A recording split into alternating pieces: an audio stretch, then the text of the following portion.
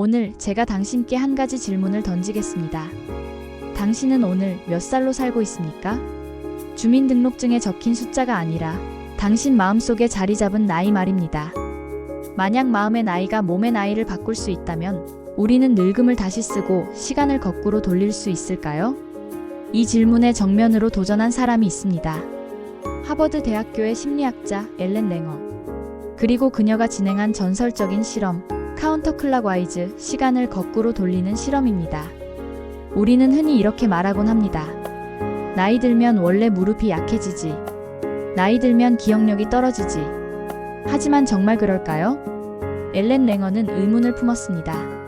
노화가 단지 몸의 문제가 아니라 우리의 믿음과 태도, 그리고 환경에 달려있는 것은 아닐까? 그리고 마침내 그녀는 대담한 실험을 설계합니다.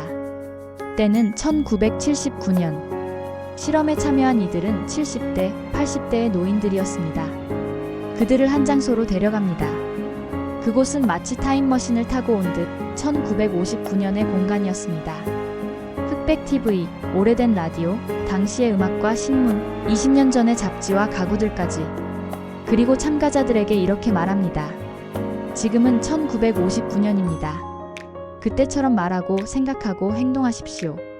노인들은 방 안에서 20년 전의 시절을 살기 시작했습니다.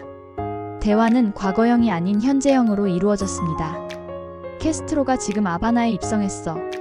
멘틀이 방금 홈런을 터뜨렸지. 그들은 단순히 과거를 회상하는 것이 아니라 진짜 그 시절에 살고 있다고 믿으며 행동한 것이죠. 그리고 단 일주일 후 놀라운 변화가 일어납니다. 시력이 개선되고 청력이 나아지고 손가락의 유연성이 높아졌습니다. 보행 속도가 빨라지고 균형 감각이 좋아졌습니다.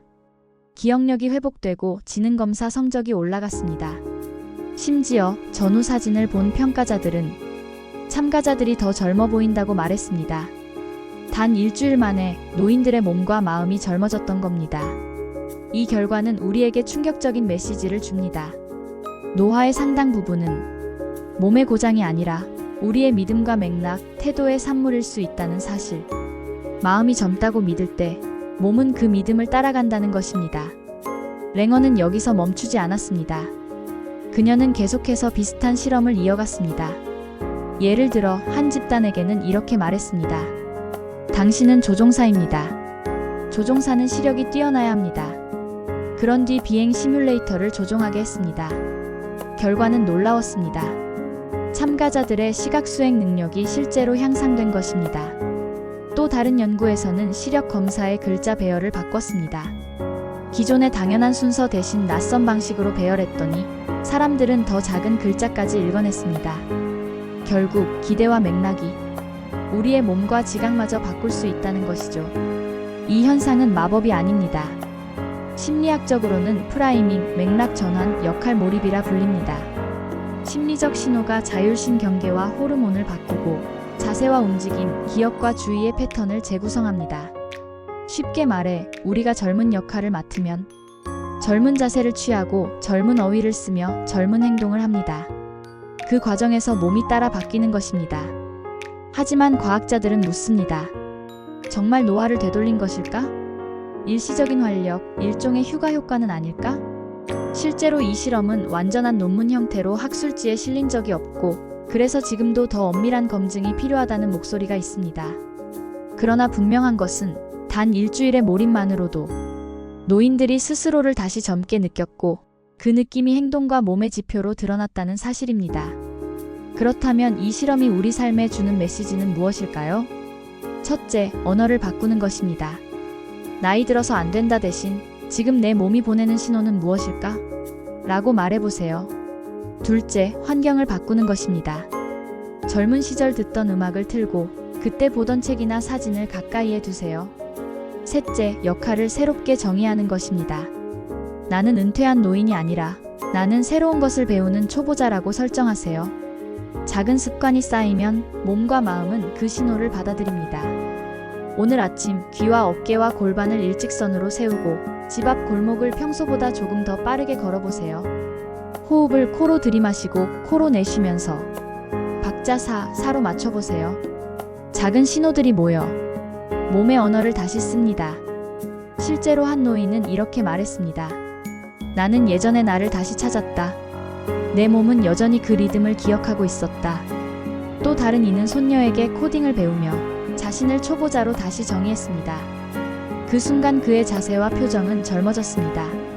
또 다른 이는 늙어서라는 말을 입에서 지우고 대신 몸의 신호라고 불렀습니다. 그 작은 언어의 전환이 그의 삶의 활력을 되돌려 주었습니다. 물론 아직 과학적으로 더 많은 검증이 필요합니다. 노화의 시계를 완전히 되돌린다고 단정할 수는 없습니다.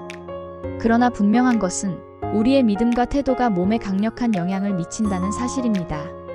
그리고 그것만으로도 우리의 삶은 충분히 달라질 수 있습니다. 실험이 끝나던 날 한 장면이 기록되어 있습니다.